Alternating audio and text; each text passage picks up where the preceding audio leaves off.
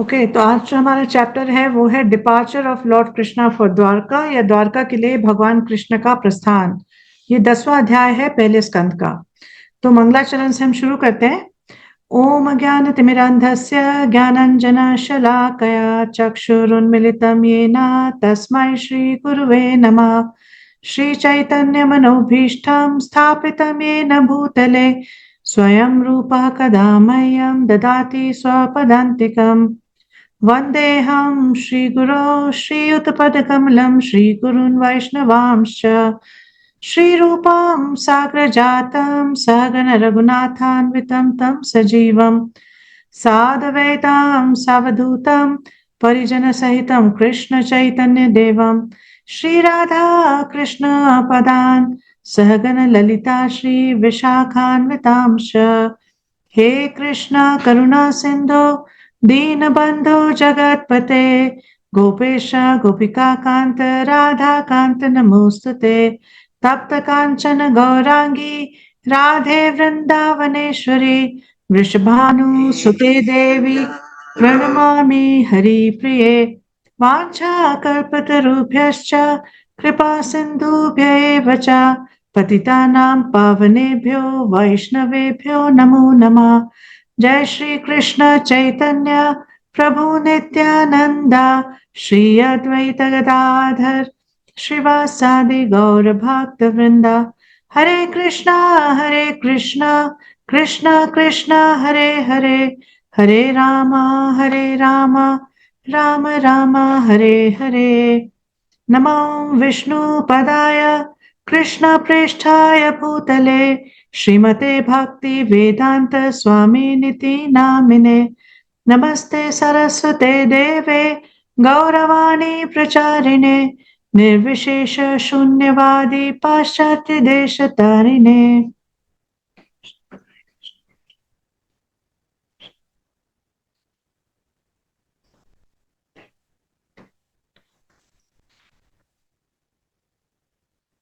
Okay, सो कुछ और श्लोक हम कर लेते हैं मंगलाचरण के।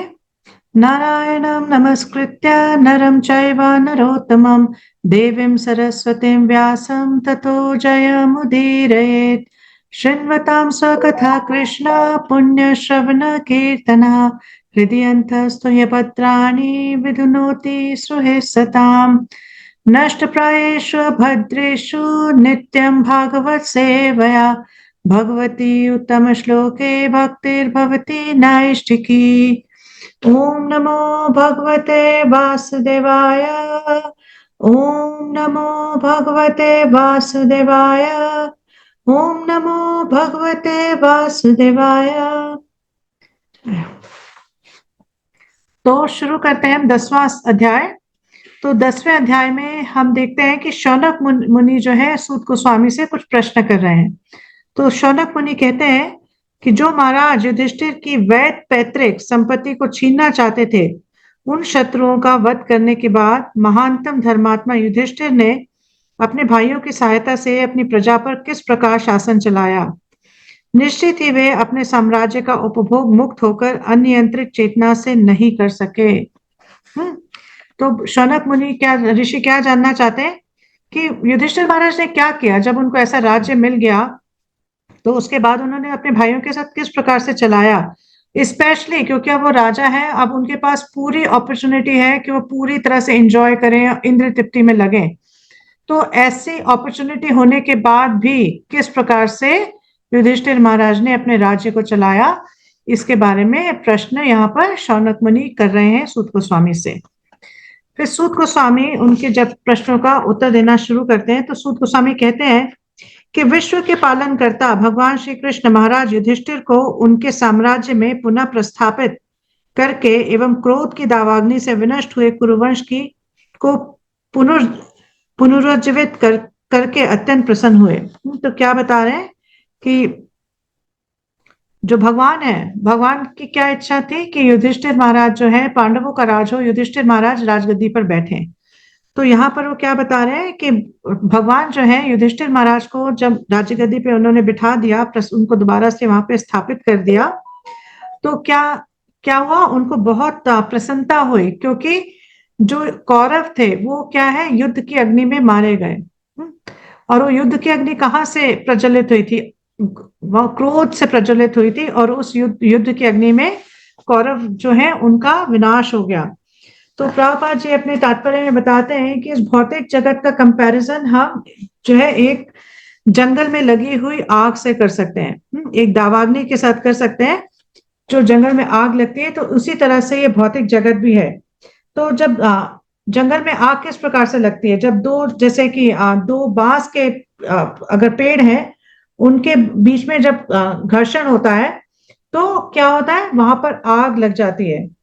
मतलब उसका कोई और कारण नहीं होता, कोई ऐसा नहीं कि कोई बाह्य कारण है उसके लिए। सिर्फ उन दोनों का आपस में फ्रिक्शन होता है, उस फ्रिक्शन की वजह से आग लग जाती है।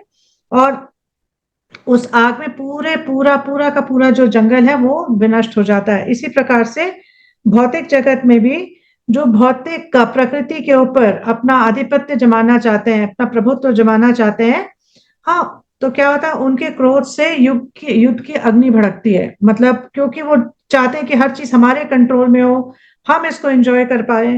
तो हमें देख सकते हैं ना, आज के टाइम में हम देख रहे हैं जगह जगह पर युद्ध हो रहे हैं। उसका बेसिक रीजन क्या है? कि हर कोई व्यक्ति अपना आधिपत्य जमाना चाहता है कि ये पीस ऑफ लैंड हमारा है, हम इसको अपने अंदर करके इसको एंजॉय करना चाहते हैं, इस पे हम इस राज करना चाहते हैं। और इस प्रवृत्ति से जब क्रोध उत्पन्न होता है, तब क्या होता है, इस भौतिक जगत में भी क्या होता है, आग लग जाती है। इन अ वे, मतलब इसको फॉरेस्ट फायर से इसलिए कंपेयर किया गया कि इसकी अग्नि भी सबको विध्वंस कर देती है और अवांछित प्रजा समाप्त हो जाती है। तो ऐसा ये बता रहे हैं कि इस तरह का जब जब इस तरह से आग लगती है भौतिक जगत में, तो जो प्रजा है जो कि मतलब अवांछित है, मतलब कि जो गलत सलत काम कर रही है, जो कि अधार्मिक है, तो इन लोगों का भी विनाश हो जाता है। फिर प्रभुपाद जी बताते हैं कि भगवान कृष्ण जो है, हालांकि उनको इससे कोई लेना देना नहीं है, ये जो आग लगी हुई है या तो मतलब भौतिक जगत में या ऐसे जंगल में आग लगी है, भगवान का उससे कुछ लेना देना नहीं है। लेकिन क्योंकि भगवान ने ये क्रिएशन किस लिए की है, भगवान जानते हैं कि हम उनसे इंडिपेंडेंट होके इस भौतिक जगत को एंजॉय करना चाहते हैं। तो क्या करते हैं, भगवान ऐसी सुविधा हमें देते हैं कि हम उनसे अलग होकर भौतिक जगत में एंजॉय कर पाए। तो लेकिन क्योंकि भगवान ये भी जानते हैं कि हम पूरी तरह से कभी भी आनंद की अनुभूति नहीं कर सकते इस भौतिक जगत में, तो भगवान हमें ऐसी सुविधा देते हैं इस भौतिक जगत में कि यहाँ पर जब हम बार बार कष्ट पाए, बार बार हमें सफरिंग आए, तो हमें समझ में आ जाए कि भौतिक जगत में हमें परमानेंट एंजॉयमेंट नहीं मिल सकती, और हम वापस भगवत धाम जाने का प्रयत्न करें और यहाँ भौतिक जगत के जन्म मृत्यु के चक्कर से छूट सके। तो भगवान ऐसा अरेंजमेंट करते हैं कि यहाँ पर भी हमें कष्ट मिले। हाँ, इसी तरह से पूरा क्रिएशन जो है इस तरह से बनाया गया है कि यहाँ पर अगर कोई व्यक्ति जो भगवान ने रूल्स एंड रेगुलेशंस दिए हैं उसको पूरी तरह से फॉलो नहीं करता, तो उसको यहाँ पर सफरिंग मिलेगी, उसको यहाँ पर कष्ट मिलेगा। और जब उसको कष्ट मिलेगा तो उसको रियलाइज होगा कि ये जगह मेरी एंजॉयमेंट के लिए नहीं है, या इस भौतिक संसार में मुझे पूरी तरह से आनंद की प्राप्ति नहीं हो सकती। तो ऐसा व्यक्ति फिर क्या करेगा, ऐसी तरकीब करेगा जिससे कि वो भगवत धाम लौट सके, जहां पर उसे पूर्ण आनंद की प्राप्ति हो सकती है। तो फिर प्रभुपाद जी बताते हैं कि किस तरह से आध्यात्मिक जगत में जाया जा सकता है। तो आध्यात्मिक जगत में किस तरह से जाया जा सकता है, जब भगवान की सेवा की जाए। हाँ, तो इसीलिए भगवान जो है अपने एक ट्रू रिप्रेजेंटेटिव, अपने एक प्रतिनिधि को बिठाना चाहते थे और उनको सम्राट बनाना चाहते थे, ताकि जो भगवान का प्लान है, जो भगवान की इच्छा है, वो व्यक्ति उसकी पूर्ति कर सके। क्योंकि अगर कोई भगवान का प्रतिनिधि है तो भगवान की इच्छा अनुसार, भगवान के प्लान के अनुसार कार्य करेगा। तो यहाँ पे प्रभुपाद बताते हैं कि जो कुरुक्षेत्र का युद्ध है वो भगवान के प्लान के अनुसार जो है वो लड़ा गया, क्योंकि भगवान चाहते थे कि इतने सारे जो लोग हैं जो कि अधर्मी हैं, जो धर्म का साथ नहीं दे रहे, उनका एक साथ में विनाश हो जाए। तो इतनी सारी सेनाएं जो है दोनों तरफ से आई, और फिर भगवान की इच्छा अनुसार पांडवों की विजय हुई और उनको इस मतलब पूरा जो है राज्य की प्राप्ति हुई, पूरी पृथ्वी का राज्य उनको मिला। ठीक है, तो इसलिए भगवान जो है वो पूरी तरह से संतुष्ट हैं देख के कि जो युधिष्ठिर महाराज है वो सम्राट है। तीसरे श्लोक में फिर सूत गोस्वामी बताते हैं कि भीष्म देव तथा अच्युत भगवान श्री कृष्ण ने जो कुछ कहा था उससे प्रबुद्ध होकर महाराज युधिष्ठिर परिपूर्ण ज्ञान विषयक मामलों में व्यस्त हो गए, क्योंकि उनके सारे संदेह दूर हो चुके थे। इस प्रकार उन्होंने पृथ्वी तथा सागरों पर राज्य किया और उनके छोटे भाई उनका साथ देते रहे। तो प्रभुपाद जी अपने तात्पर्य में बताते हैं कि जो बाकी पांडव थे, चारों पांडव जो युधिष्ठिर महाराज से छोटे थे, उन्होंने अलग अलग भूमिका वहां पे निभाई। उनके उनके मंत्रियों के रूप में या सेनापति के रूप में उन्होंने युधिष्ठिर महाराज को सपोर्ट दिया। तो जैसे प्रभुपाद बताते हैं कि जैसे आज के टाइम में हम देखते हैं नॉर्मली कि जो सबसे बड़ा बेटा है उसको मतलब सबसे पहले मतलब सत्ता मिलती है। अपने पिता का जो भी मतलब रोल है वो बड़ा बेटा प्ले करता है पिता के जाने के बाद।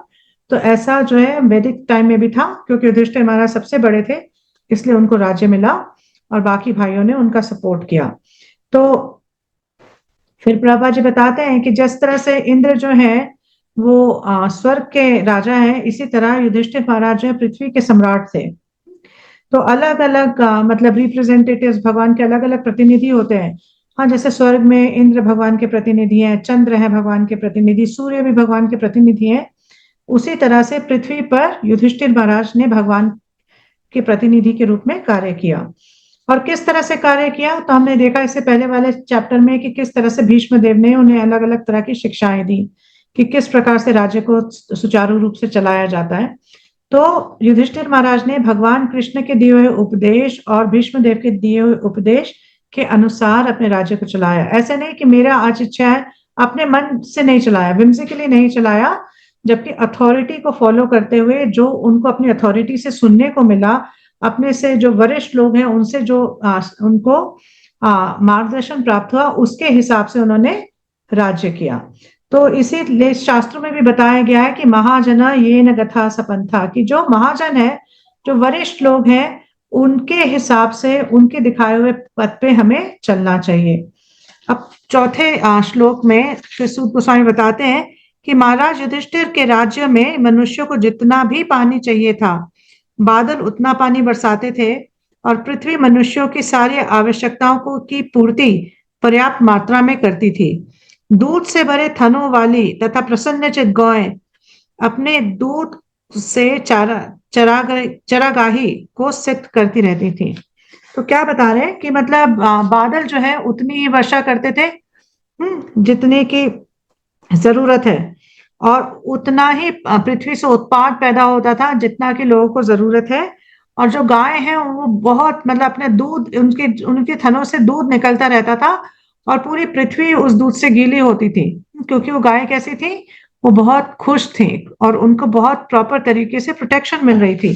तो प्रभुपाद जी बताते हैं कि प्रजा की जब बात आती है तो प्रजा में सिर्फ मनुष्य नहीं आते, एक राज्य की प्रजा में जानवर भी आते हैं।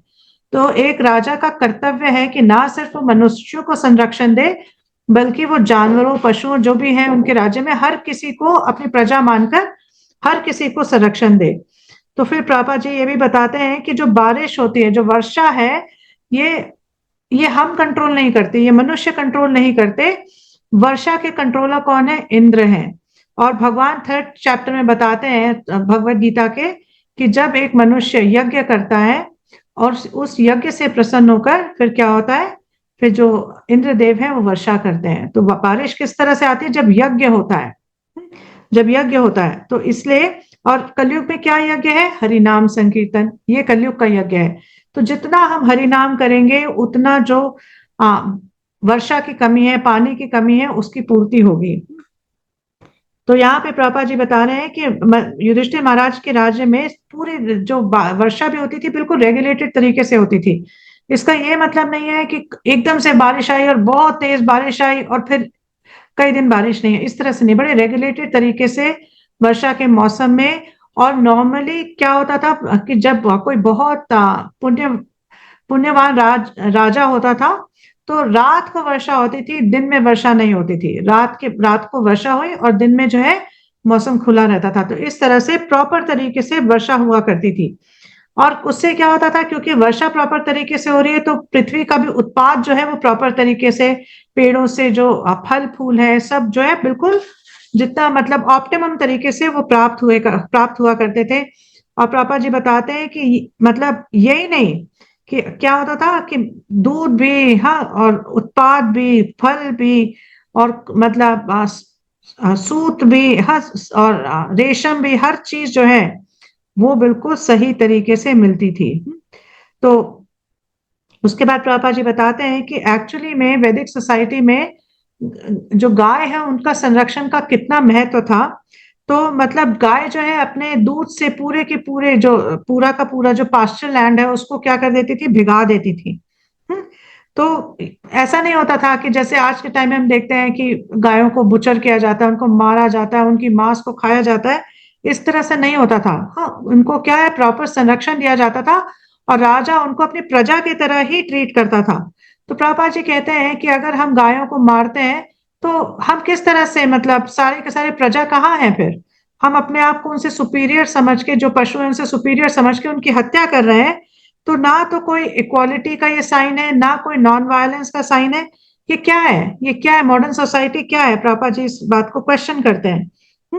तो प्रभुपाद जी बताते हैं कि आज के टाइम में जैसे डेमोक्रेटिक गवर्नमेंट होती है, हम देखते हैं कि उनको जो है मतलब उनको जो है वोटिंग किया जाता है डेमोक्रेटिक गवर्नमेंट को। और इस चक्कर में कि कहीं मतलब हमारे वोट ना कम हो जाए, कहीं मतलब दूसरी विपक्ष की पार्टी ना जीत जाए, तो गवर्नमेंट जो है वो बहुत ज्यादा जो सही डिसीजंस है, टफ डिसीजंस है, वो नहीं ले पाती। लेकिन जब एक सम्राट हुआ करता था तो वो इस प्रकार के डिसीजन ले पाता था जो कि मतलब बिल्कुल स्ट्रिक्ट हो और सबकी भलाई के लिए हो।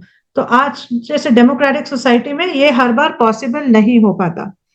टेक्स्ट 5, इसमें फिर हम देखते हैं कि सूत गोस्वामी बता रहे हैं कि प्रत्येक ऋतुओं में नदियां, समुद्र, पर्वत, जंगल, लताएं, हम्म, तथा कारागर तथा कारगर औषधियां प्रचुर मात्रा में राजा को अपना अपना कर चुकाया करती थी। मतलब क्या हो रहा था कि हर ऋतु में क्या होता था, नदी जो है अपना कर देती थी। नदी का कर क्या है कि जल देना।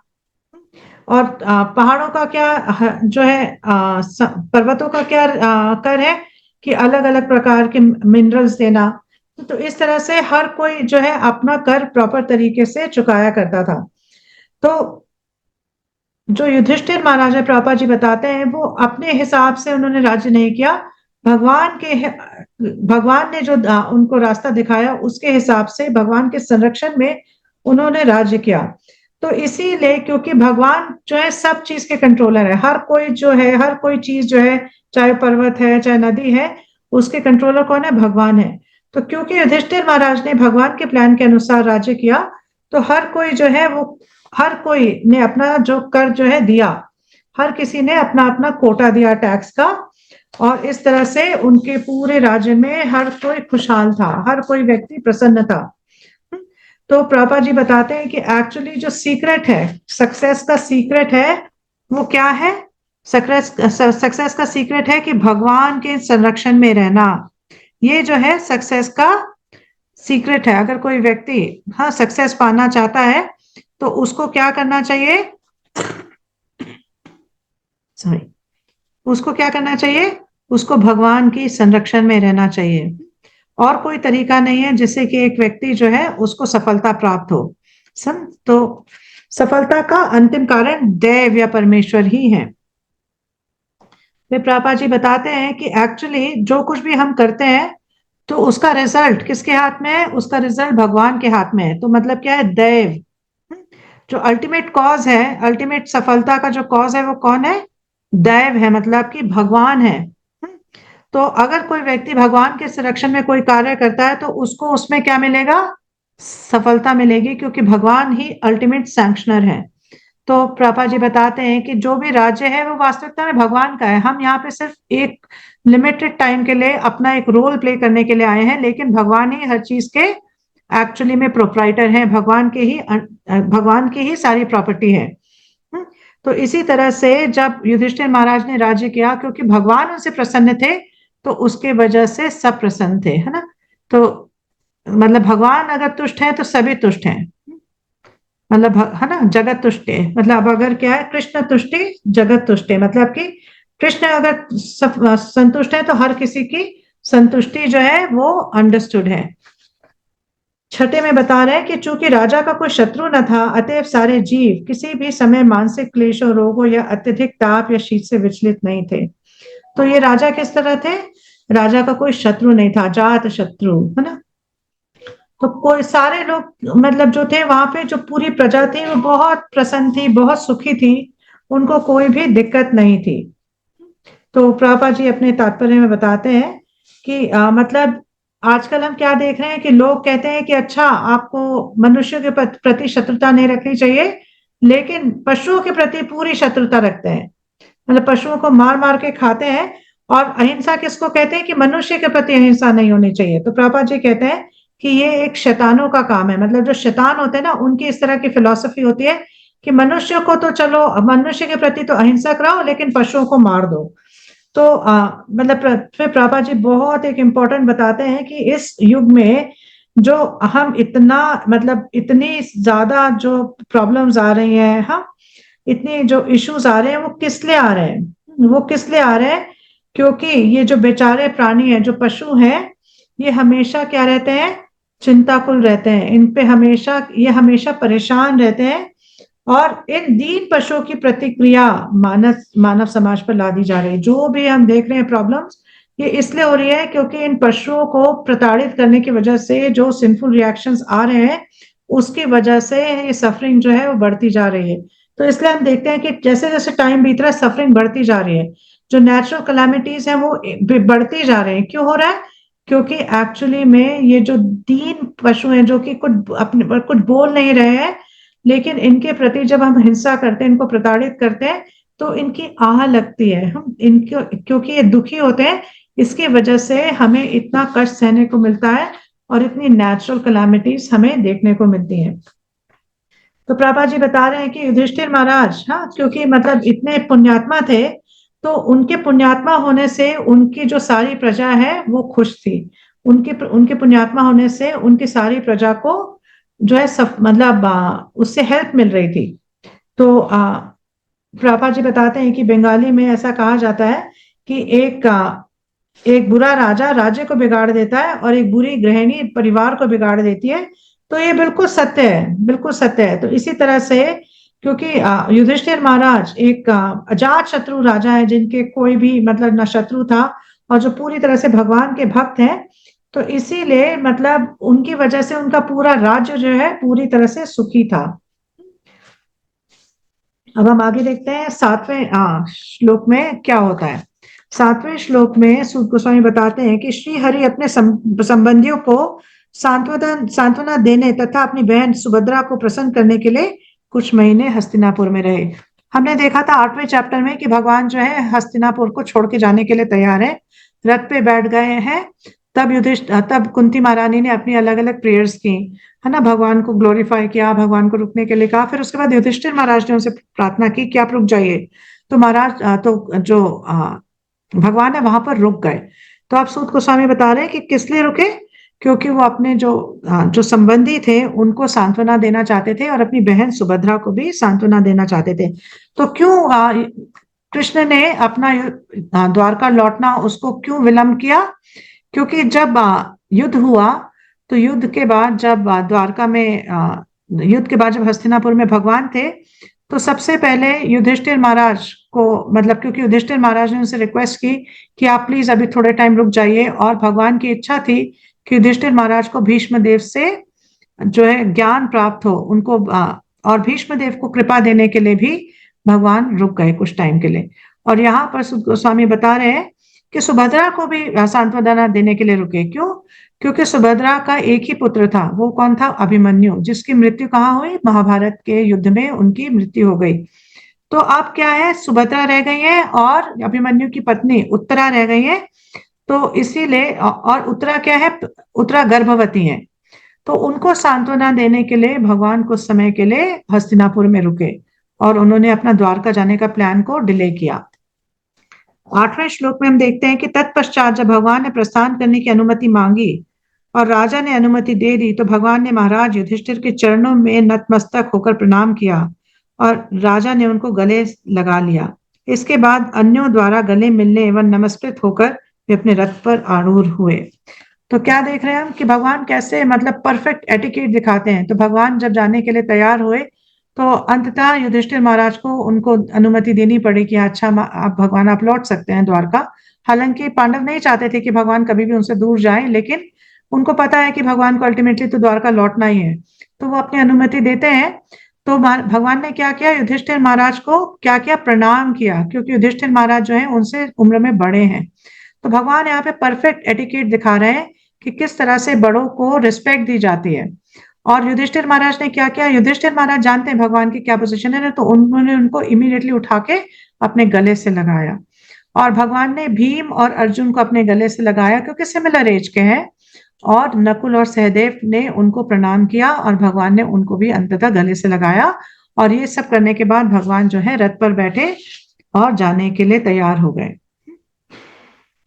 तब कई लोग ये सोच सकते हैं कि भगवान तो जो है परम है, हाँ पूर्ण पुरुषोत्तम है, तो उनको क्या जरूरत पड़ी है कि वो युधिष्ठिर महाराज को प्रणाम करें। तो भगवान जो है अपना एटिकेट दिखा रहे हैं। और प्रभा जी बताते हैं कि एक्चुअली भगवान अपने भक्तों का से सबॉर्डिनेट रोल ग्रहण करते हैं। भगवान जो है ये दिखाना चाहते हैं कि मेरे भक्त जो है मेरे को पूरी तरह से कंट्रोल कर सकते हैं।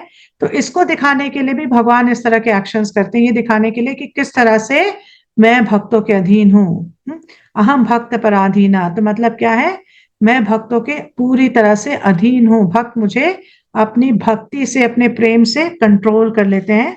और भगवान को इसमें बहुत आनंद की प्राप्ति होती है जब भगवान जब उनके भक्त जो है उनसे मतलब हायर रोल प्ले करते हैं और भगवान उनके सबॉर्डिनेट रोल को प्ले करते हैं।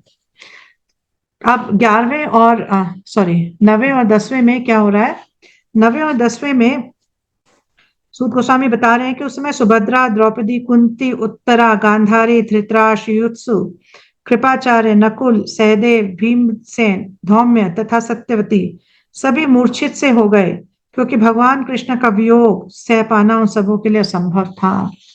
अब भगवान जाने लगे तो जब लोगों ने देखा, इंक्लूडिंग धृतराष्ट्र, गांधारी, सबने देखा कि भगवान जा रहे हैं, तो क्या हुआ, मूर्छित होने की अवस्था में आ गए। क्योंकि भगवान जो है हर किसी को अट्रैक्ट करते हैं। हर कोई व्यक्ति भगवान को देखकर उनसे पूरी तरह से क्या हो जाता है, आसक्त हो जाता है, अट्रैक्ट हो जाता है। और इस तरह मतलब अगर वो ये भी ना समझ पाए कि भगवान की क्या परम पोजीशन है, लेकिन भगवान की जो सुंदरता है उससे भी इतना अट्रैक्ट हो जाता है कि भगवान से दूरी उसको बर्दाश्त नहीं होती। विप्रलंब भाव जो है वो उसको महसूस करता है और मतलब भगवान से अलग नहीं होना चाहता। तो प्रभुपाद जी बताते हैं कि जब हम ये बात सुनते हैं तो हम सोचते हैं अच्छा मतलब ऐसा भी है कि कोई भगवान से अलग नहीं होना चाहता, हम तो भगवान से अलग है, हमें तो कुछ ऐसा नहीं लग रहा। तो प्रभुपाद जी बताते हैं कि एक बद्ध जीव जो है वो इस तरह से कवर हो जाता है कि वो भगवान को भूल जाता है। अन्यथा भगवान को भूल पाना असंभव है। भगवान के जो वास्तविक स्वरूप से कोई व्यक्ति परिचित है और अपने वास्तविक स्वरूप से जो व्यक्ति परिचित है, उसके लिए भगवान के पास ना रहना या भगवान के दर्शन ना होना बहुत कष्टदायक है। हाँ, लेकिन क्योंकि हम बद्ध हैं इसलिए हम इस बात को रियलाइज नहीं कर पा रहे। 11वें और 12वें श्लोक में देखते हैं क्या होता है। 11वें और 12वें श्लोक में सूत गोस्वामी कहते हैं, वह बुद्धिमान जिसने शुद्ध भक्तों की संगति से परमेश्वर को समझ लिया है और भौतिक कुसंगति से अपने को छुड़ा लिया है, वह भगवान के यश को सुनने से चूकेगा नहीं। उसने चाहे उनके विषय में एक ही बार क्यों ना सुना हो, तो भला पांडव उनके वियोग को कैसे सह पाते, क्योंकि वे उनसे घनिष्ठता पूर्वक संबंधित थे। वे उन्हें साक्षात अपने समक्ष देखते थे, उनका स्पर्श करते थे, उनसे बातें करते थे और उन्हीं के पास सोते, उठते, बैठते और भोजन करते थे। तो यहाँ पर सूत गोस्वामी कह रहे हैं कि जो एक बार भी भगवान को देख ले या एक बार भी भगवान के बारे में जान ले, उसके लिए भगवान से जो दूरी सहन कर पाना मुश्किल है। तो पांडवों की क्या स्थिति रही होगी, जो कि भगवान के साथ जिनका इतना घनिष्ठ संबंध था, तो उनकी क्या स्थिति रही होगी। तो प्रभुपाद जी कहते हैं कि एक्चुअली अगर हम भगवान के बारे में श्रवण करेंगे तो क्या होगा, हम भगवान से पूरी तरह से आसक्त हो जाएंगे। और एक समय ऐसा आएगा कि हम भगवान से अपने आप को मतलब भगवान से अपनी दूरी को जो है सहन नहीं कर पाएंगे। हाँ, अभी क्या हो रहा है, हम आराम से अपने अपने अपना जीवन चला रहे हैं, हमें कोई ऐसा महसूस नहीं हो रहा कि भगवान से हम दूर हैं। लेकिन जितना हम श्रवण करेंगे उतना हम इस बात को रियलाइज कर पाएंगे कि वास्तविकता में मैं भगवान से दूर हूँ और मैं भगवान के पास जाना चाहता हूँ, भगवान की सेवा में करना चाहता हूँ, भगवान की सेवा करना चाहता हूँ। और ऐसे व्यक्ति को जो इंद्र तृप्ति इसमें आ सकती है वो पूरी तरह से खत्म हो जाती है। तो श्रवण करने से एक व्यक्ति इंद्र तृप्ति में जो आसक्ति है उसको छोड़ सकता है और भगवान के प्रति पूरी तरह से आसक्त हो सकता है। तो प्रभुपाद जी बताते हैं कि पांडव जो है वो इतना, उनके मन में भगवान के प्रति इतनी आसक्ति थी कि मतलब वो 1 मिनट को भी भगवान की दूरी जो है बर्दाश्त नहीं कर सकते थे। और क्यों थी आसक्ति? क्योंकि भगवान के साथ, जो भगवान भी उनके साथ अपना अलग अलग रसों का आस्वादन कर रहे थे, अलग अलग तरीके से भगवान उनसे आदान प्रदान कर रहे थे। तो भगवान को किस प्रकार से याद किया जा सकता है? भगवान के नाम के द्वारा, भगवान के फॉर्म के द्वारा, भगवान का जो रूप है उसके द्वारा, भगवान के अलग अलग गुण है उसके द्वारा, भगवान के अलग अलग लीलाएं हैं उसके द्वारा। तो मतलब ये सारी चीजें जो है एक शुद्ध भक्त को इतना अट्रैक्ट करती हैं, भगवान के नाम, गुण, रूप, लीला। हम तो क्या है, इसके लिए अट्रैक्शन किस तरह से जगाया जा सकता है? भगवान के बारे में श्रवण करने से अट्रैक्शन जगाया जा सकता है। और जब एक व्यक्ति के अंदर ये अट्रैक्शन जागृत हो जाता है तो उसको फिर इस भौतिक जगत में कोई भी चीज अपील नहीं करती। ठीक है, अब 13वें श्लोक में आते हैं। तो 13वें श्लोक में क्या हो रहा है? सूत गोस्वामी बता रहे हैं, उन सबके हृदय उनके आकर्षण रूपी पात्र में द्रवित हो रहे थे। वे उन्हें अपलक नेत्रों से देख रहे थे और स्नेह बंधन में बंधकर व्यग्रता से इधर उधर मचल रहे थे। तो क्या हो रहा था कि अब उनको देखकर मतलब ऐसा वो अपनी आंखें भी झपका नहीं पा रहे थे, मतलब कंटिन्यूअसली भगवान को देख रहे थे और उनको इतनी ज्यादा बेचैनी हो रही थी ना, इतना ज्यादा उनका हृदय मचल रहा था कि वो एक जगह स्थिर नहीं हो पा रहे थे, इधर से उधर मतलब हिल रहे थे। क्योंकि मतलब जब बेचैनी होती है, आपने देखा होगा ना कि अगर कोई व्यक्ति बहुत बेचैन है तो कैसे पता चलता है कि वो एक जगह स्थिर होकर नहीं बैठ सकता, वो हिलता उल्टा डुलता रहता है इधर से उधर से इधर। तो इससे पता चलता है कि कोई व्यक्ति बेचैन है। तो ऐसे ही हाल पांडवों का भी था। तो प्रभुपाद जी कहते हैं कि भगवान जो है हर किसी को के लिए अट्रैक्टिव है ना। भगवान जो है स्वाभाविक रूप से सभी जीवों के लिए आकर्षक है, हर कोई व्यक्ति भगवान की तरफ आकर्षित होता है। और क्या है, तो भगवान जो है वो मतलब हर किसी के स्वामी है, हर किसी के स्वामी है। और जब एक व्यक्ति श्रवण के माध्यम से अपना जो भगवान के साथ संबंध है उसको दोबारा से जागृत कर लेता है, तो थोड़ा सा भी जागृत होने के बाद, ये संबंध अगर थोड़ा सा भी जागृत होता है तो भगवान के प्रति क्या हो जाता है, पागल सा हो जाता है। और भगवान के साथ, भगवान को मतलब भगवान को छोड़कर उसको कोई चीज याद नहीं रहती और वो भौतिक जीवन को पूरी तरह से भूल जाता है, भौतिक जीवन को पूरी तरह से भूल जाता है। क्योंकि उसको समझ में आ जाता है कि भगवान के साथ मेरा क्या शाश्वत संबंध है, भगवान के साथ मेरा इटर्नल रिलेशन क्या है। तो श्रीमद् भागवतम जो है एक बद्ध जीव को क्या करती है, इस स्टेज पे लेके जाती है। हाँ, श्रीमद् भागवतम से इस सिद्ध अवस्था को एक व्यक्ति प्राप्त कर सकता है। किस प्रकार से? श्रवण करने से। एक शुद्ध भक्त से जब एक कोई व्यक्ति श्रीमद् भागवतम का श्रवण करता है तो क्या होता है कि एक बद्ध जीव जो है वो इस सिद्ध अवस्था को प्राप्त होता है। अब 14वें श्लोक में हम देखते हैं क्या हो रहा है। सूत गोस्वामी क्या कहते हैं? सूत गोस्वामी कहते हैं कि सगे संबंधी नातेदार स्त्रियां जिनके नेत्रों से कृष्ण के लिए व्याकुलतावश अश्रुधारा निकल रही थी, महल से बाहर आ गईं। वे बड़ी मुश्किल से अपने आंसुओं को रोक पाई। उन्हें भय था कि प्रस्थान के अवसर पर आंसुओं से अपशकुन न हो जाए। तो क्या है, जो स्त्रियां हैं वो क्या, पहले हमने क्या देखा कि वो रो रही हैं, अब उन्होंने देखा कि भगवान बिल्कुल जाने वाले हैं, तो क्या हुआ, महलों से बाहर आ गई हैं और अपने आंसुओं को रोक रही हैं कि कहीं ऐसा ना हो कि हमारे आंसुओं की वजह से कुछ अपशकुन हो जाए और कोई प्रॉब्लम आ जाए।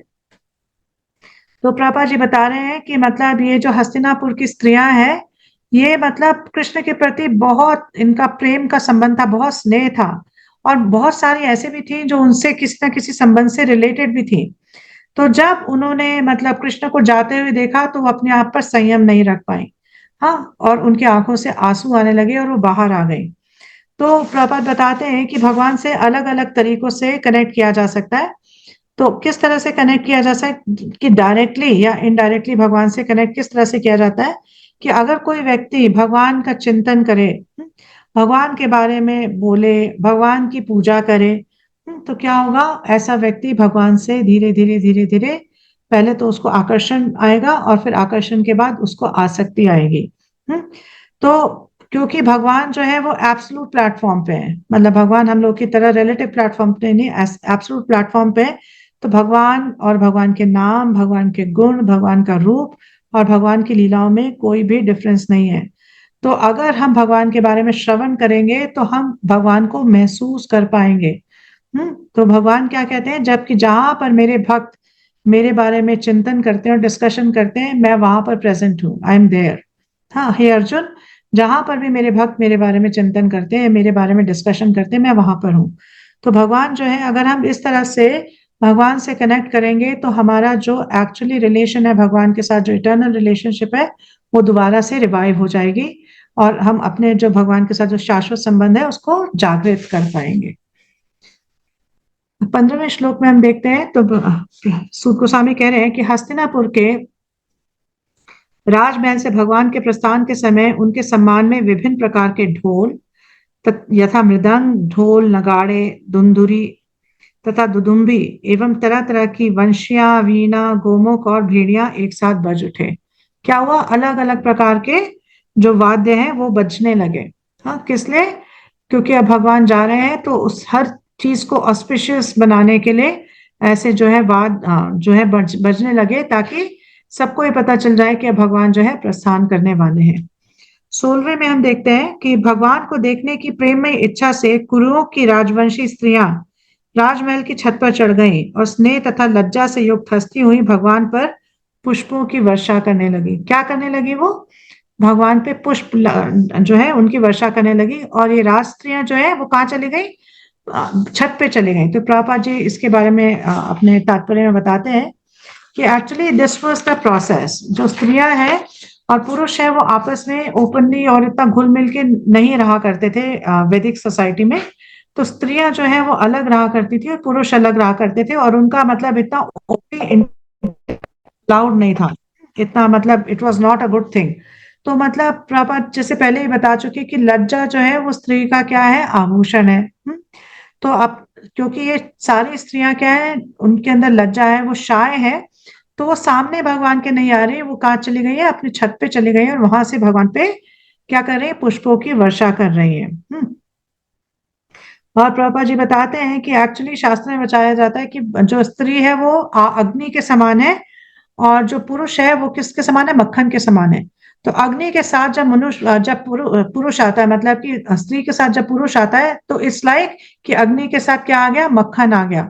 तो अग्नि के साथ जब मक्खन आएगा तो पिघल ही जाएगा। इस तरह से स्त्री के साथ जब पुरुष आता है तो जो वहां पर कोई ना कोई संबंध स्थापित हो जाता है। इसलिए दूर दूर रहना चाहिए, मतलब एक सर्टेन दूरी बना के रहनी चाहिए। जैसे कि हम आज की सोसाइटी में देखते हैं एकदम फ्री इंटरमिंगलिंग, उसको नहीं मतलब वैदिक सोसाइटी में इसको अच्छा नहीं माना जाता था, क्योंकि इससे क्या होता था? इससे जो स्त्रियां हैं अपने लज्जा को छोड़ देती थी और पुरुष जो है वो भी अपने पद से डिविएट हो जाया करते थे। ओके, सो 17वें श्लोक में हम देखते हैं आप सूत गोस्वामी क्या कहेंगे। तो 17वें श्लोक में सूत गोस्वामी कह रहे हैं कि उस समय महान योद्धा तथा निद्रा को जीतने वाले अर्जुन ने, जो परम प्रिय भगवान का घनिष्ठ मित्र था, एक छाता ले लिया जिसका हत्था रत्नों का था और जिसमें मोतियों की झालर लगी हुई थी। तो अब क्या किया अर्जुन ने? अर्जुन ने मतलब एक ऐसा छाता लिया जिसको पकड़ने वाली जो जगह थी हत्था और रत्नों का था, और जिसमें मोतियों की झालर लगी हुई थी। तो मतलब हम देख सकते हैं कि ये सब प्रकृति के उपहार हैं, ये सब नेचर्स गिफ्ट है जो कि भगवान की सेवा में इस्तेमाल किए जाते हैं। कि मतलब कहाँ से मोती कहाँ से आते हैं? मोती समुद्र से आते हैं। इस तरह से अलग अलग प्रकार के रत्न कहाँ से आते हैं? पहाड़ों से आते हैं, खानों से आते हैं, है ना। तो प्रभुपाद जी बता रहे हैं कि एक्चुअली में मतलब अब जो है जैसे देखते हैं हम कि पेपर प्लेट्स, हाँ, स्टील की प्लेट्स, ये सब उस टाइम में नहीं था। उस टाइम क्या होता था कि चांदी सोने की प्लेटें हुआ करती थी और उसी में भगवान को ऑफरिंग हुआ करती थी, और भगवान को प्रसन्न करने के लिए जो प्रकृति के सारे जितने भी पदार्थ हैं उनको उनका प्रयोग किया जाता था, क्योंकि ये प्रकृति ऐसा कंसिडर किया जाता था कि प्रकृति के उपहार है भगवान की सेवा के लिए। 18वें श्लोक में हम देखते हैं तो सुत गोस्वामी बताते हैं कि उद्धव तथा सात्विकी अलंकृत पंखों से भगवान पर पंखा झलने लगे।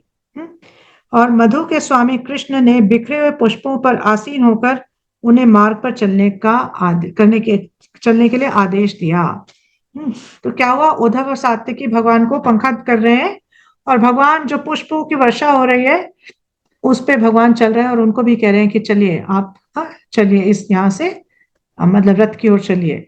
19वें श्लोक में फिर हम देखते हैं, 19वें श्लोक में क्या हो रहा है कि जहां तहां यह सुनाई पड़ रहा था कि कृष्ण को दिए गए आशीर्वाद ना तो उनके उपयुक्त है ना अनुपयुक्त, क्योंकि वे सब उन परम पुरुष के लिए थे जो इस समय मनुष्य की भूमिका निभा रहे थे। तो वहां पे क्या हुआ, आप तो अलग अलग ब्राह्मण जो है वो भगवान को अलग अलग प्रकार से बेनिडिक्शंस देने लगे। हाँ, अलग अलग प्रकार से भगवान को आशीर्वाद देने लगे कि भगवान जा रहे हैं, तो वहां पे अलग अलग जगह पे अलग अलग आशीर्वाद भगवान को दिए जा रहे थे ब्राह्मणों द्वारा।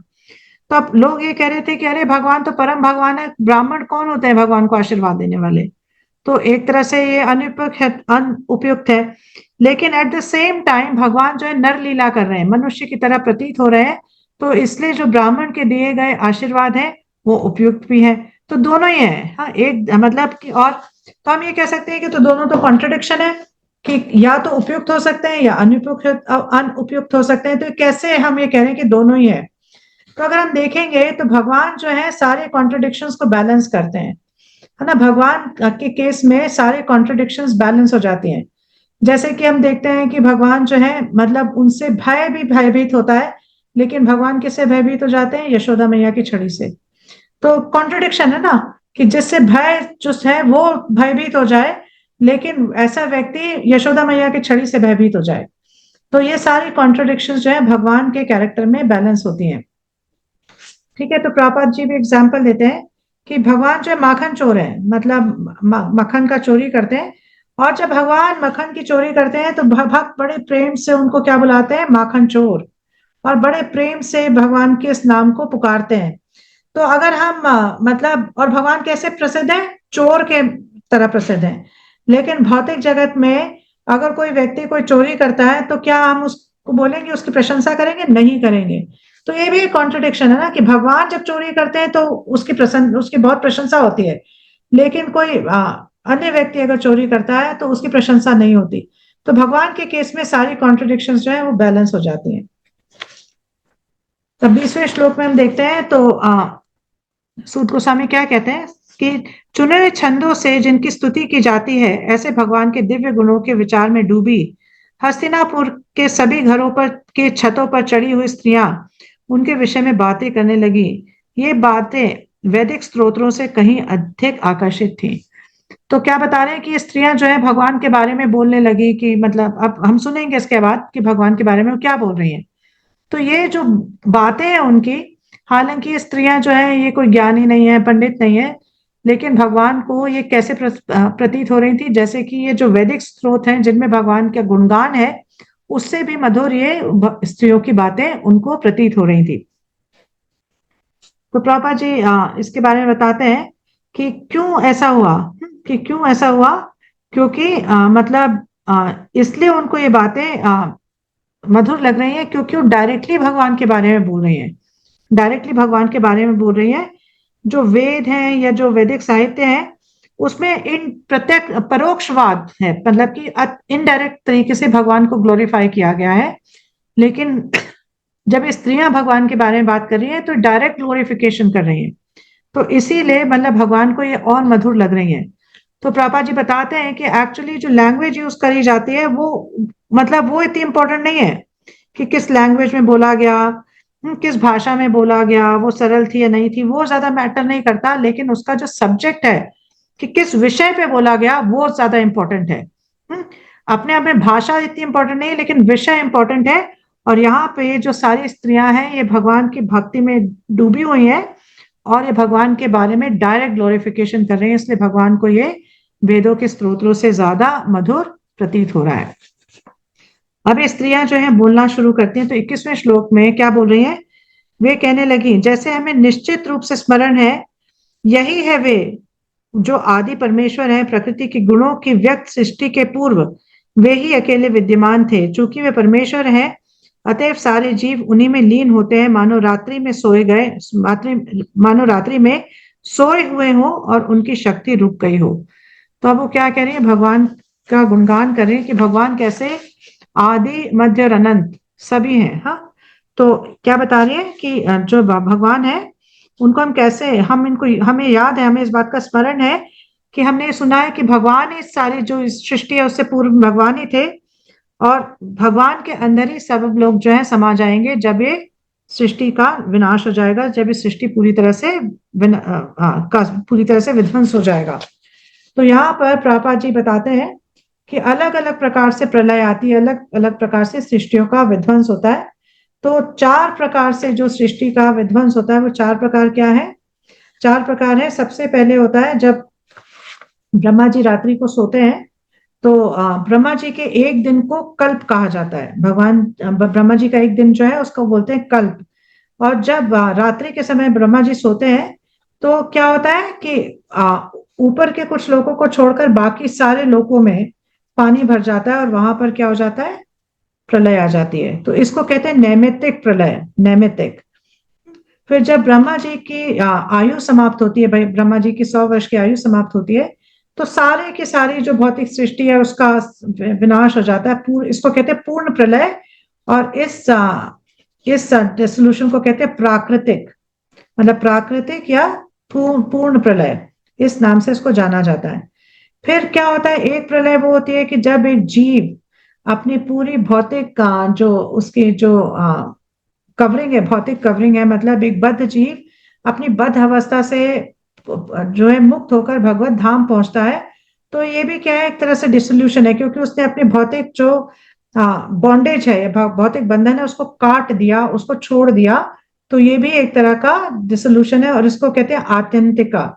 आत्यंतिका मतलब वो व्यक्ति जो है अब भगवत धाम लौट गया है, उसको पूरी तरह से मुक्ति प्राप्त हो गई है। और चौथा जो प्रलय होता है वो किस प्रकार का होता है, उसको कहते हैं नित्य।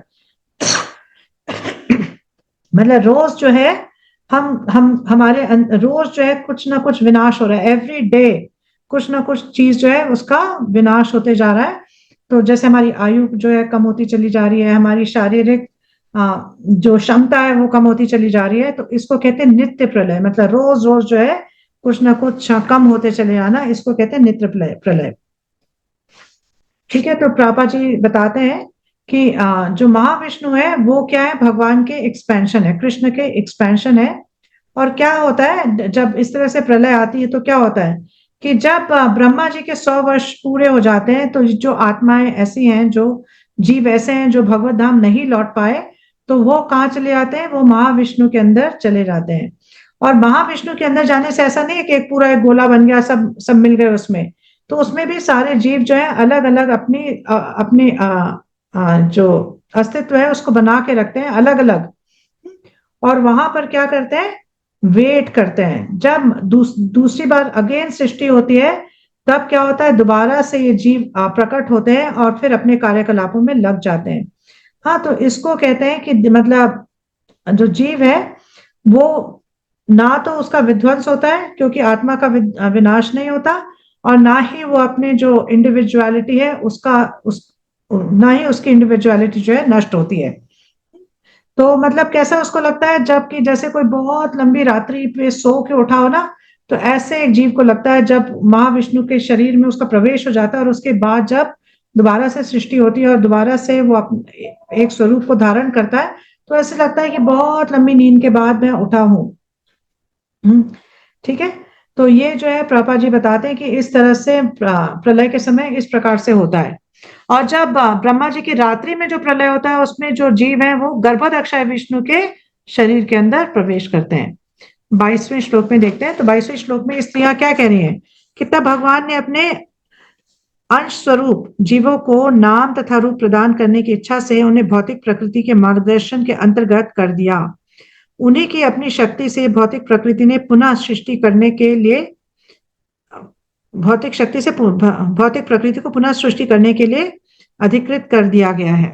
तो क्या बता रहे हैं कि जब मतलब दोबारा से सृष्टि किस प्रकार से शुरू हुई, कि भगवान ने क्या किया, भौतिक प्रकृति को एम्पावर किया कि आप जो है सृष्टि करिए, और भगवान के अंतर्गत रहते हुए और उनके मार्गदर्शन में दोबारा से सृष्टि आरंभ हुई। तो प्रभुपाद जी इसके बारे में अपने तात्पर्य में बताते हैं। प्रभुपाद जी कहते हैं कि नित्य मुक्त और नित्यबद्ध कौन है। प्रभुपाद जी डिस्टिंक्शन करते हैं कि नित्यबद्ध कौन है और नित्य मुक्त कौन है। तो प्रभुपाद जी बताते हैं कि दो प्रकार के जीव होते हैं। तो नित्य मुक्त वो है जो शाश्वत रूप से मुक्त है, जो भगवत धाम में है और शाश्वत रूप से मुक्त है और कभी भी वो इस भौतिक जगत में नहीं आते। और नित्यबद्ध कौन है, जो इस भौतिक जगत में आए हैं और वो भगवान की बहिरंगा शक्ति या माया शक्ति के अंतर्गत रहते हैं और बार बार बार बार जन्म मृत्यु के चक्कर में फंसे रहते हैं। तो नित्य बद्ध जो है वो हमेशा ये भूल जाते हैं कि भगवान का के साथ उनका एक शाश्वत संबंध है और वो भगवान के अंश है।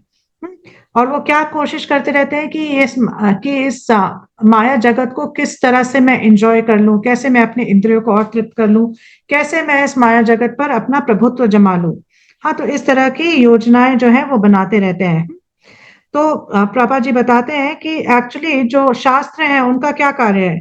शास्त्र का कार्य है कि वो हमें ये बताएं कि हमारी वास्तविक स्थिति क्या है। हम भगवान के अंश हैं और हमारी वास्तविक स्थिति है भगवान की सेवा में लगना। जीवेर स्वरूप है कृष्णेर नित्यदास। तो जब एक व्यक्ति शास्त्रों के अनुसार अपने जीवन को व्यतीत करता है तो एक ऐसी अवस्था में आ जाता है कि वो समझ पाता है कि भगवान के साथ मेरा शाश्वत संबंध क्या है। तो प्रभुपाद जी बताते हैं कि भगवत गीता जैसे अंडर ग्रेड स्टडी है तो भागवतम क्या है, पोस्ट ग्रेड स्टडी है। तो मतलब भागवतम किन के लिए, जिन्होंने भगवत गीता में जो दिए हुए कॉन्सेप्ट उनको समझ लिया है। तो जब वो भागवतम पढ़ते हैं तो वो समझ पाते हैं कि भगवत गीता में जो कॉन्सेप्ट दिए हैं उनका प्रयोग किस प्रकार से करना है। तो प्रभुपाद जी बताते हैं कि भगवान इतने शास्त्र देते भी हैं, उसके बावजूद भी लोग जो है इसका फायदा नहीं उठाते, इसका लाभ नहीं उठाते और अलग अलग चक्रों में फंसे रहते हैं। मतलब इतने ज्यादा अभागी है कि भगवान ने सारी मतलब अपॉर्चुनिटी दे दी, सारा जो है पूरा प्लान दे दिया, लेकिन उसके बावजूद भी लोग इसका लाभ नहीं उठाना चाह रहे। 23वें श्लोक में देखते हैं क्या हो रहा है। अभी स्त्रियां क्या कह रही हैं कि ये वे ही पूर्ण पुरुषोत्तम भगवान है जिनके दिव्य रूप का अनुभव बड़े बड़े भक्तों द्वारा किया जाता है, जिन्होंने सुदृढ़ भक्ति द्वारा तथा जीवन एवं इंद्रियों पर पूर्ण संयम द्वारा भौतिक चेतना से पूर्ण रूप से विशुद्ध हो चुके हैं तथा अस्तित्व को विमल बनाने का यही एकमात्र मार्ग है। तो क्या बता रहे हैं कि जो मतलब ये वही भगवान है जिनका जो मतलब दिव्य स्वरूप है वो किन्होंने अनुभव किया है, उन भक्तों ने जो कि पूरी तरह से जो भौतिक चेतना से विशुद्ध हो चुके हैं। और यही एक तरीका है, भक्ति का मार्ग ही एक तरीका है, भगवान की सेवा ही एक तरीका है जिससे कोई व्यक्ति अपनी जो ये स्थिति है या अपने अस्तित्व को विमल कर सकता है। तो ऐसा ये स्त्रियां बोल रही हैं। तो प्रभुपाद जी बताते हैं कि भगवान को किस प्रकार से जाना जा सकता है। भगवान को सिर्फ भक्ति योग के द्वारा जाना जा सकता है। भगवान को भक्तिमय सेवा के द्वारा जाना जा सकता है और कोई तरीका है ही नहीं। और जब कोई व्यक्ति भक्तिमय सेवा में लगता है भगवान की, तो क्या होता है, जो भी उसके ऊपर भौतिक प्रकृति का जो भी उसके ऊपर आवरण है, जो भी भौतिक कल्मश है, वो पूरी तरह से दूर हो जाते हैं। और प्रभुपाद जी भी बताते हैं कि जो अपनी जो इंद्रियां हैं वो हमें क्या करना चाहिए। जैसे हम भगवत गीता में सुनते हैं ना कि जो इंद्रियां हैं, जब हायर टेस्ट है ना, जब हायर टेस्ट प्राप्त होता है इंद्रियों को तो वो लोअर टेस्ट को छोड़ पाती हैं। तो जब हम भगवान की भक्ति में अपनी इंद्रियों को लगाएंगे तभी हम भौतिक जो जीवन में और या भौतिक कार्यकलापों में जो हमने इंद्रियों को लगा रखा है उससे छूट पाएंगे।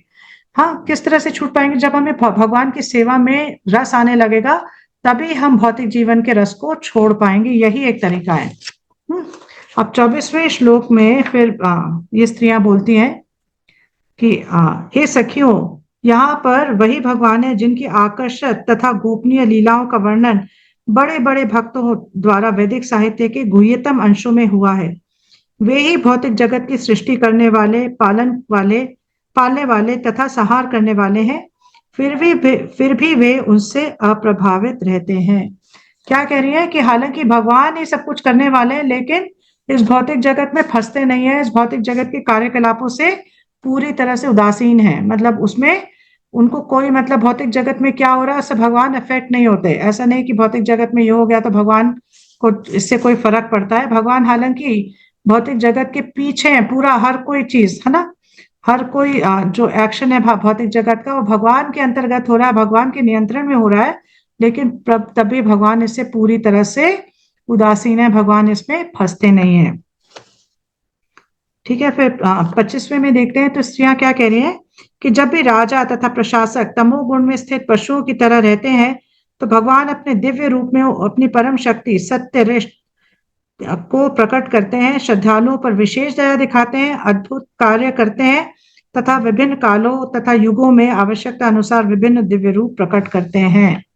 तो क्या बता रहे हैं कि मतलब अगर कोई भी, जितने भी जो राजा हैं, अगर वो मतलब इस तरह से रहते हैं कि जैसे वो जानवर हो, तो भगवान क्या करते हैं, अनेक अनेक रूप लेते हैं, उनका संहार करते हैं, और जो भक्त हैं उन पे अपनी कृपा मतलब अपनी कृपा दृष्टि डालते हैं।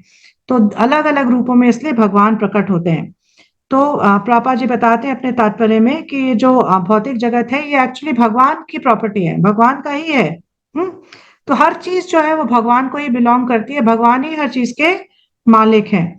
तो हमें मतलब यहाँ पर ये समझना चाहिए कि हमें जो अपने कोटे में जितना मिला है, अपने कर्मों के अनुसार जितना मिला है, उसमें ही उसके उस कोटे में रहते हुए भी हमें क्या करना चाहिए, भगवान की संपत्ति भगवान के लिए ही यूज करनी चाहिए। हमें यूज करने के लिए थोड़ी संपत्ति मिली है इस जीवन में, लेकिन उस संपत्ति को सिर्फ इंद्र तृप्ति के लिए या दूसरों की संपत्ति को हड़पने का प्लान नहीं बनाना चाहिए। क्या करना चाहिए, उस संपत्ति को भगवान की सेवा में लगाना चाहिए, और जितना हमारे लिए आवश्यक है सिर्फ उतना अपने यूज में उस संपत्ति को लेना चाहिए, बाकी को भगवान के यूज में या भगवान की सेवा में लगाना चाहिए। तो प्रभुपाद जी बताते हैं कि भगवान कब प्रकट होते हैं। भगवान देखते हैं कि जो राजा हैं या जो जो सम्राट हैं वो क्या है, वो मतलब उनको कोई नॉलेज नहीं है, कोई रिस्पॉन्सिबिलिटी नहीं ले रही। राजा के ऊपर बहुत सारी रिस्पॉन्सिबिलिटी होती है, हाँ, कि उसको पूरी प्रजा को डायरेक्ट करना है, पूरी प्रजा जो है उसके मार्गदर्शन में चलती है ना। तो यद यद आचरति श्रेष्ठा, भगवान जो है बताते हैं कि जैसे श्रेष्ठ पुरुष आचरण करते हैं, बाकी लोग उसको फॉलो करते हैं। तो जो प्रजा है वो राजा के को फॉलो करती है, तो राजा के अनुसार चलती है, तो एक राजा के ऊपर बहुत ज्यादा रिस्पॉन्सिबिलिटी होती है। और जब भगवान देखते हैं कि ये राजा जो है अपने मतलब अपने रोल को पूरी तरह से नहीं निभा रहा और ये जानवरों की तरह रह रहा है, तब भगवान वहां पर प्रकट होते हैं और धर्म के नियमों को दोबारा से स्थापित करते हैं। तो भगवान जो है मतलब धर्म के नियमों को स्थापित करने के लिए तो आते ही हैं, और इसलिए भी आते हैं कि मतलब भगवान जो है जो भक्त हैं, हाँ, उनको पोषण दे सके, उनको अट्रैक्ट कर सके, ताकि वो भगवान के धाम को जाने लायक हो सके। क्योंकि और भगवान जो है अपने शास्त्र भी, अपनी वाणी भी, अपने लीलाएं भी पीछे छोड़ के जाते हैं, ताकि लोग जो है उसको फॉलो करके, उसको सुन के, उसको समझ कर भगवत धाम जाने के लायक बन सके। अब 26वें श्लोक में हम देखते हैं तो क्या बोल रही हैं ये स्त्रियां।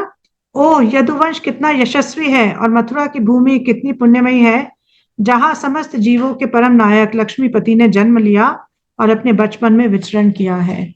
तो क्या कह रही है कि कितना भाग्य है मथुरा का, कितना भाग्य है कि वहां पर भगवान प्रकट हुए और मथुरा भूमि में भगवान ने अपने अनेक लीलाओं को दर्शाया, अपनी अनेक लीलाएं वहां पर की, जिससे कि लोग उनको देख पाए और उसमें जो है पार्टिसिपेट कर पाए। तो प्रभुपाद जी बताते हैं कि भगवान जो है मतलब प्रकट होते हैं, भगवान जन्म नहीं लेते। तो हम जैसे बद्ध जीवों की तरह जन्म नहीं लेते, भगवान प्रकट होते हैं। जिस तरह से सूर्य प्रकट होता है, तो ऐसा नहीं है कि जब सूर्य सुबह हर रोज सुबह जब प्रकट होता है, तो ऐसा नहीं कि एवरीडे सूर्य का जन्म होता है। सूर्य प्रकट होता है, एक समय तक प्रकट रहता है, फिर वो क्या हो जाता है, अप्रकट हो जाता है, फिर अगले दिन दोबारा से प्रकट होता है। तो इसी तरह से भगवान भी एक यूनिवर्स में, एक ब्रह्मांड में प्रकट होते हैं, वहां पे अपनी लीलाएं करते हैं, फिर वहां से प्रकट हो जाते हैं और फिर किसी दूसरे ब्रह्मांड में प्रकट होते हैं। तो इस तरह से भी भगवान जो है हमेशा प्रकट या प्रकट रूप में रहते हैं और अपनी अलग अलग लीलाओं को करते हैं। तो प्रभुपाद जी कह रहे हैं कि जो भाग्य है यदुवंशियों का और जो मथुरा का है, इसको हम समझ नहीं सकते, इसको भौतिक दृष्टि से नहीं समझा जा सकता। हाँ, इसको किस तरह से समझा जाया जा सकता है कि अगर कोई व्यक्ति भगवान के दर्शन करता है, ये जानते हुए कि भगवान है, भगवान की जो लीलाएं हैं उनको उनका श्रवण करता है, भगवान का जन्म किस प्रकार का से है, भगवान के अलग अलग कार्यकलाप किस प्रकार से है, जब इनके बारे में श्रवण करता है, इन पे मेडिटेट करता है, तो उसको बहुत आसानी से जन्म मृत्यु के बंधन से छुटकारा मिल जाता है। तो प्रभुपाद जी कह रहे हैं कि तो मतलब हमें जब ऐसा लाभ प्राप्त होता है, तो उनका क्या, जो भगवान के सगे संबंधी हैं, भगवान के साथ जिनका क्लोज रिलेशनशिप है, जिनके साथ भगवान रोज इंटरेक्ट करते हैं, तो उनकी क्या स्थिति होगी, ये है मतलब हमारे लिए समझना शायद पॉसिबल ही नहीं है। 27वें श्लोक में फिर ये स्त्रियां बोल रही हैं, निसंदेह यह कितना आश्चर्यजनक है कि द्वारका ने स्वर्ग के यश को पिछाड़ कर पृथ्वी की प्रसिद्धि को बढ़ाया है। द्वारका के निवासी उनके प्रिय स्वरूप में समस्त जीवों के आत्मा कृष्ण का सदैव दर्शन करते हैं। भगवान उन पर दृष्टिपात करते हैं और अपनी मुस्कान भरी चितवन से उन्हें कृतार्थ करते हैं। फिर क्या कह रही है, द्वारका को याद कर रही है कि द्वारका में जो लोग हैं वो भगवान का रोज दर्शन कर रहे हैं, भगवान उनके पर अपना दृष्टिपात कर रहे हैं और भगवान उनको देख के मुस्कुरा रहे हैं। तो मतलब कितना भाग्य है। तो ये तो स्वर्ग लोक में भी नहीं प्राप्त हो रहा, जो कि पृथ्वी लोक में द्वारका के वासियों को प्राप्त हो गया है। तो पृथ्वी लोक में द्वारका, वृंदावन, मथुरा, ये जो सारी जगहें हैं, इनमें मतलब इनके जो इनमें जो रहने वाले लोग हैं, जो भगवान के जो नित्य पार्षद हैं, उनका जो भाग्य है वो स्वर्ग लोकों में जो रहते हैं, जो देवता हैं या स्वर्ग लोकों की जो ग्लोरी है, उसको पूरी तरह से पिछाड़ देते हैं। क्योंकि यहाँ पर क्या है, भगवान स्वयं प्रकट हुए हैं। स्वर्ग लोकों में भगवान नहीं जाते, कभी कभार जाते हैं, लेकिन नॉर्मली भगवान स्वर्ग लोक में नहीं जाते। भगवान जो है लेकिन अपने नित्य धाम, जो कि वृंदावन है, मथुरा है, द्वारका है, वहां पर प्रकट होते हैं। तो ये भूमि पर भी, इस पृथ्वी पर भी, ये जो 3 जगहें हैं जो भगवान के नित्य धाम है, वो किसके रिप्रेजेंटेटिव है? ये एक्चुअली स्पिरिचुअल वर्ल्ड में भी है। स्पिरिचुअल वर्ल्ड में भी क्या है, दिव्य द्वारका है, दिव्य मथुरा है और गोलोक वृंदावन है, उसका ही प्रतिबिंब है जो हम पृथ्वी लोक में देख रहे हैं। तो ये भगवान के नित्य धाम है। तो प्रभुपाद जी बताते हैं कि एक्चुअली मतलब भगवान क्या क्या चाहते हैं कि हर जीव जो है अपने स्वरूप में व्यवस्थित हो जाए। हर जीव का क्या स्वरूप है? जीवेर स्वरूप है कृष्णेर नित्यदास, कि वो अपने स्वरूप में स्थित हो जाए और भगवान की लीलाओं में पार्टिसिपेट करे। भगवान की ये इच्छा है। लेकिन हम रिवोल्ट करके यहाँ पर आ गए। अब भगवान क्या चाहते हैं? वापस जाएं, हम वापस जाएं। और इसीलिए भगवान क्या करते हैं, बार बार आते हैं या अपने प्रतिनिधि को भेजते हैं, ताकि हम जो है ये बात को समझ सकें कि भगवान के साथ हमारा एक नित्य रिलेशनशिप है और एक हमारा स्वरूप है भगवत धाम में, और हम उसको प्राप्त कर सकें, है ना। तो भगवान की क्या इच्छा है कि स्वरूपेण व्यवस्थिति, कि हम अपने नित्य स्वरूप में दोबारा से जाकर व्यवस्थित हो जाए। और यही वास्तविक मुक्ति है कि भगवान की सेवा में दोबारा से पूरी तरह से लग जाए। ठीक है। अब 29वें श्लोक में फिर ये स्त्रियां कह रही हैं कि इन पत्नियों से संतानें हैं प्रद्युम्न, साम, इत्यादि। उन्होंने शिशुपाल के नायकत्व में आए हुए अनेक शक्तिशाली राजाओं को हराकर रुक्मिणी, सत्यभामा तथा जाम्बवती जैसी स्त्रियों को का उनके स्वयंवर समारोह से बलपूर्वक अपहरण किया था। उन्होंने भौमासुर तथा हजारों सहायकों का वध करके अन्य स्त्रियों का भी अपहरण किया था। ये सारी स्त्रियां धन्य हैं। अब वो ना द्वारका में जो भगवान की पत्नियां हैं उनको याद कर रही हैं। तो किस प्रकार से भगवान ने मतलब स्वयंवर में क्या किया? वो सॉरी मैं शायद एक श्लोक मिस कर गई, 28वां श्लोक मिस कर गई, सॉरी। हाँ, तो मैं 28वें से करती हूँ।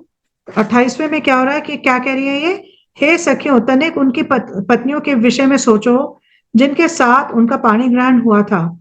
उन्होंने कैसा व्रत, स्नान, यज्ञ तथा ब्रह्मांड के स्वामी के सम्यक पूजा की होगी, जिससे वे सब उनके अधरामृत का निरंतर आस्वादन कर रही हैं। ब्रजभूमि की बालाएं ऐसी कृपा की कल्पना से ही प्राय मूर्छित हो जाती होंगी। तो क्या बता रहे हैं कि ये जो जो इनकी पत्नियां हैं वो भगवान का संग कर रही हैं। तो क्या इन्होंने किया होगा जो उनको कि ऐसा अवसर प्रदान किया गया, ऐसा सुअवसर इनको मिला, तो क्या है इन्होंने किया होगा।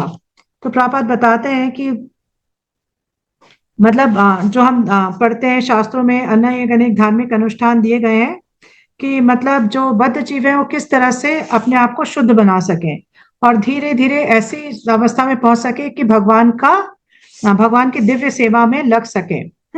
तो अपने दिव्य जो अपना जो स्पिरिचुअल पोजीशन, अपना जो वास्तविक स्थिति है, वास्तविक अस्तित्व है, उसको प्राप्त करना ही स्वरूप है, स्वरूप सिद्धि है, और यही एक्चुअली मुक्ति है। अपने स्वरूप में दोबारा से व्यवस्थित हो जाना, यही जो है मुक्ति है। तो मतलब जो अनेक जीव है उनका भगवान के साथ एक शाश्वत संबंध है, अनेक अनेक अलग अलग रसों में है। किसी का हो सकता है माधुर्य रस में भगवान के साथ संबंध हो, किसी का वात्सल्य रस में हो, किसी का सख्य रस में हो। तो जब एक जीव अपने बद्ध अवस्था से हटकर जब भगवत धाम लौटकर अपने स्वरूप में दोबारा से व्यवस्थित हो जाता है, तो वही वास्तविक मुक्ति है। तो भगवान जो है वो पूरी तरह से आत्माराम है, उनको एक्चुअली में किसी की जरूरत नहीं, लेकिन वो ये भी जानते हैं कि जो जीव है ये मेरे अंश है और इनको मेरे साथ ही पूर्ण आनंद की प्राप्ति हो सकती है। तो भगवान इसलिए क्या करते हैं, अलग अलग तरकीब निकालते हैं जिससे कि हम उनके साथ अपने शाश्वत संबंध को दोबारा से जागृत कर सकें। फिर प्रभुपाद बताते हैं कि जो माधुर्य रस है इसमें भी दो प्रकार के होते हैं। माधुर्य रस भी एक स्वकीय एक परकीय। स्वकीय रस होता है भगवान के साथ माधुर्य में संबंध, लेकिन पत्नी के रूप में, विवाह जब जिनका विवाह भगवान के साथ हुआ है, जब उनके बीच में जब प्रेम संबंध होता है तो उसको स्वकीय रस कहते हैं, स्वकीय माधुर्य। और जब भगवान का जिनके साथ विवाह नहीं हुआ, जैसे कि गोपियां हैं वृंदावन की, तो उस प्रेम संबंध को परकीय रस कहा जाता है। तो मतलब तो माधुर्य रस दोनों तरीके का है। तो यहाँ पर जो स्त्रियां हैं हस्तिनापुर की, वो कह रही है कि जो भगवान की पत्नियां हैं उनको जो भगवान के साथ भगवान का आलिंगन करने का और ये सब जो अवसर प्राप्त हो रहा है, तो गोपियां इसके लिए तरसती हैं। मतलब गोपियां जो है इसके लिए तरस रही हैं, उनको वो खुलेआम भगवान के साथ ऐसा संबंध नहीं रख सकती है ना, छुप छुप के मिलती हैं। तो भगवान से ऐसा संबंध रखने के लिए वो तरसती हैं। तो ऐसा ये स्त्रियां बोल रही है। अब 29वें में जो हमने पहले पढ़ा था, तो उसमें वो बता रहे हैं कि किस तरह से इन सब स्त्रियों से भगवान के अनेक पुत्र हुए और किस तरह से स्वयंवर में भगवान ने इनको जीता। तो स्वयंवर जो है मतलब इसमें क्या होता था कि जो राजा है वो स्वयंवर ऑर्गेनाइज करते थे, जिससे कि और कोई ना कोई कंडीशन रखते थे कि कोई व्यक्ति अगर ये कर पाएगा तो उस मेरी पुत्री का उस मतलब उसके साथ विवाह कर दिया जाएगा। तो भगवान ने रुक्मिणी ने भगवान को चिट्ठी लिखी कि आप जो है प्लीज मेरे को ले जाइए, आप मैं आपसे शादी करना चाहती हूँ, मैं किसी और से शादी नहीं करना चाहती, मेरा भाई शिशुपाल से मेरी शादी कराने वाला है, तो आप मेरे को ले जाइए। तो भगवान ने उनकी जो विनती है उसको सुना और फिर भगवान वहां पे आए और उन्होंने रुक्मिणी का अपहरण किया उस स्वयंवर से। भगवान उन्हें ले गए। इस तरह से भगवान ने अपनी 8 पटरानियों के साथ ऐसे किया। फिर भौमासुर के केस में क्या हुआ, भौमासुर ने 16,100 रानियों को बंदी बना के रखा हुआ था। हाँ, और वो उन सबसे शादी करना चाहता था। तो उन सारी स्त्रियों ने भगवान के पास चिट्ठी भेजी और भगवान से बहुत प्रार्थना की कि हम जो है मतलब आपकी दासियां हैं, हम भौमासुर से शादी नहीं करना चाहते और आप आके हमें यहाँ से छुड़ा लीजिए। तो भगवान वहां गए और भौमासुर और उसके अनेक सहायकों को भगवान ने मारा और फिर इन सारी स्त्रियों को छुड़ाया और उनसे भगवान ने विवाह किया।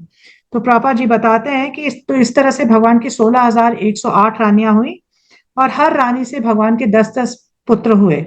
तो इस तरह से मतलब आप सोच सकते हैं कि कितनी संख्या में भगवान का जो पूरा परिवार है वो कितनी संख्या में हो गया। अब 30वें श्लोक में ये स्त्रियां कह रही हैं, इन सारी स्त्रियों ने व्यक्तित्व तथा शुद्धि से विहीन होते हुए भी अपने जीवन को धन्य किया। उनके पति कमल नयन भगवान ने उन्हें घर में कभी अकेला नहीं छोड़ा। वे उन्हें बहुमूल्य भेंट प्रदान करके उनके हृदयों को प्रसन्न बनाते रहे। तो क्या बता रही है कि जो भगवान की पत्नियां थी, ये जो है मतलब हाँ मतलब इनका जो जीवन है मतलब इतना ग्लोरियस है। तो इन्होंने क्या किया, भगवान ने इनका साथ कभी नहीं छोड़ा, भगवान इनके पास ही रहे और भगवान इनकी सेवा से इनकी शरणागति से इतने प्रसन्न थे कि भगवान इनको अलग अलग प्रकार के गिफ्ट्स ला के दिया करते थे, अलग अलग तरीके से इनको प्रसन्न किया करते थे। तो प्रभा जी बता रहे हैं कि जो भगवान के भक्त होते हैं, जब भगवान के शरणागत होते हैं तो भगवान उनको स्वीकार करते हैं और जैसे ही भगवान उनको स्वीकार करते हैं उनका भौतिक बंधन बिल्कुल खत्म हो जाता है, भौतिक बंधन पूरी तरह से कट जाते हैं और ऐसे भक्त जो है प्रकृति के तीनों गुणों से ऊपर आ जाते हैं, गुणातीत हो जाते हैं। तो उसके बाद उसका कोई भी मतलब बॉडीली क्वालिफिकेशन नहीं, डिस्क्वालिफिकेशन नहीं रहता। मतलब उस व्यक्ति को फिर हम बॉडीली रूप से नहीं दे सकते। जिस तरह से गंगा में अगर कोई गंदगी भी हो तो गंगा में जो पवित्रता की शक्ति है वो कभी खत्म नहीं होती। इसी तरह से जो भगवान का भक्त है, चाहे बॉडीली रूप से कैसा भी दिखे, क्योंकि वो भगवान के शरणागत है और गुणों के पार है, तो इसलिए उसके जीवन में बॉडीली कोई भी डिस्क्वालिफिकेशन काउंट नहीं करती। और फिर पापा जी बताते हैं कि भगवान जो है हर किसी को ये अवसर प्रदान करते हैं कि वो भगवान के साथ अपना संबंध बना सके, भगवान के प्रति शरणागत हो सके, और भगवान अपने भक्तों की इच्छाओं को पूरी करते हैं। ये जो रानियां थी जो भौमासुर के बंधन में थी, उन्होंने जिनको बंदी बना के रखा हुआ था, तो क्योंकि वो मतलब बहुत सिंसियरली प्रे कर रही थी भगवान से कि हम जो है यहाँ से आप हमें छुड़ा लीजिए और हम यहाँ पर नहीं रहना चाहते, तो उनकी भक्ति को देखते हुए भगवान ने क्या किया, भगवान वहां पर गए, उनको छुड़ाया और उन सबसे विवाह करा। तो मतलब भगवान जो है मतलब 16,108 रानियों के साथ रहा करते थे। भागवत में इसका वर्णन आता है कि 16,108 महल थे और हर रानी का अपना महल था, और भगवान ने अपना विस्तार किया था 16,108 रूपों में। तो हर रानी के साथ भगवान अपने एक रूप में रहा करते थे, और हर महल में अलग अलग कार्य कर रहे होते थे। कहीं पे दान दे रहे होते थे, कहीं पे भोजन कर रहे होते थे, अलग अलग। और हर रानी को ऐसा लगता था कि भगवान मेरे पास है, भगवान सिर्फ मेरे पास है। अब 31वें में देखते हैं, तो 31वें में ये क्या कह रही हैं कि राजधानी हस्तिनापुर की स्त्रियां अभी उनका अभिवंदन कर ही रही थी और इस प्रकार की बातें चला रही थी कि भगवान ने मुस्कुराते हुए उनकी बधाइयां स्वीकार की और उन पर अपनी कृपा दृष्टि डालते हुए नगर से प्रस्थान किया। क्या वो बातें कर रही हैं और भगवान ने देखा, उनकी बातों को सुना, उनकी तरफ भगवान ने अपना कृपा दृष्टि डाली और वहां से भगवान ने प्रस्थान किया। 32वें श्लोक में देखते हैं कि यद्यपि महाराज युधिष्ठिर का कोई शत्रु न था, तो भी उन्होंने असुरों के शत्रु भगवान श्री कृष्ण के साथ जाने के लिए चतुरंगनी सेना, घोड़ा, हाथी, रथ तथा पैदल सेना लगा दी। शत्रु से बचाव तथा भगवान से स्नेह के कारण महाराज ने ऐसा किया। कि मतलब भगवान जो है मतलब उनको कौन ही कुछ कह सकता है, लेकिन एक भक्त जो है उसका जब प्रेम होता है भगवान के प्रति, तो वो क्या करता है, वो भगवान के लिए हर कार्य करने को तैयार होता है, भगवान को हर प्रकार से जो है सुख प्रदान करना चाहता है, भगवान को हर प्रकार से कंफर्ट प्रदान करना चाहता है। तो यही कार्य जो है परीक्षित महाराज ने किया, सॉरी युधिष्ठिर महाराज ने किया। तो अब 33वें श्लोक में देखते हैं कि भगवान कृष्ण के प्रति प्रगाढ़ स्नेहवंश कुरुवंशी पांडव उनके विदा करने के लिए उनके साथ काफी दूर तक गए। वे भावी विछोह के विचार से अभिभूत थे, किंतु भगवान ने उनसे घर लौटने का आग्रह किया और स्वयं अपने प्रिय संगियों के साथ द्वारका की ओर रवाना हुए। तब देखते हैं ना कि कई जो हमारे बहुत प्रिय होते हैं, अगर वो कहीं जा रहे हैं तो हम उनके पीछे पीछे पीछे पीछे चलते हैं थोड़ी दूर तक ना, हमारा मन नहीं भरता कि वो चले जाएं। तो इसी तरह से पांडवों ने काफी दूर तक जो है उनका पीछा किया। तो भगवान ने क्या किया, उनको बोला कि नहीं नहीं आप अब लौट जाइए, और उनको वापस भेज के भगवान ने आगे प्रस्थान किया। 34वें और 35वें में देखते हैं तो क्या बता रहे हैं, सूत गोस्वामी बता रहे हैं कि हे शौनक, तब भगवान कुरुंचांगल, पांचाल, शूरसेन, यमुना के तटवर्ती प्रदेश, ब्रह्मवर्त, कुरुक्षेत्र, मत्स्य, सारस्वता, मरुप्रांत तथा जल के अभाव वाले भाग से होते हुए आगे बढ़े।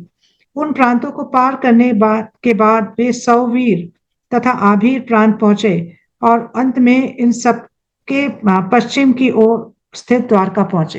तो भगवान जो है मतलब इस पूरे रास्ते से गए जहां पर अनेक अनेक क्षेत्र आए।